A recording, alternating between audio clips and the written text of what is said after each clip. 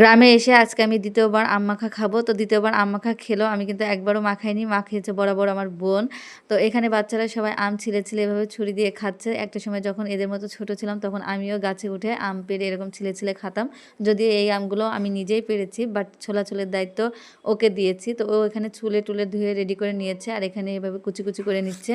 আর ছোট্ট মেয়েটা ওর। তো ও হচ্ছে ওর মেয়েটা হচ্ছে এরকম চুরি করে নিয়ে, নিয়ে খেয়ে ফেলছে। তো আমি ওকে বারবার নাড়ছিলাম যে সব খেয়ে নিল চোরে।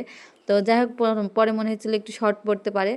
অনেক মানুষ যেহেতু তাই এভাবে ফালি, ফালি করে নেওয়া হয়েছিল। এখন চিনি, লবণ সবকিছু দিয়ে মাখাচ্ছে। তো মাখানোটা দেখুন মনে হচ্ছে গায়ে হাত বোলাচ্ছে। এভাবে মাখালে কি হয়? একটু জোরে, জোরে মাখাবে না? বাট এমনভাবে মাখাচ্ছে মনে হচ্ছে যেন আমের গায়ে হাত বোলাচ্ছে। তো আম মাখানো শেষের দিকে আম যতটুক পরিমাণ দাঁড়িয়েছে আম মাখা দেখে মনে হচ্ছে এটুক আমারই কিছু হবে না। বাট কি আর করা যাবে? সবাই মিলে খেতে হবে। তো এই আম মাখাটুকুই আমরা যারা, যারা খাবো সবাই মিলে ভাগ, ভাগ করে নিয়ে খাচ্ছিলাম। তো অনেক মজা হয়েছে। সবাই মিলে খাওয়ার মজাই আলাদা।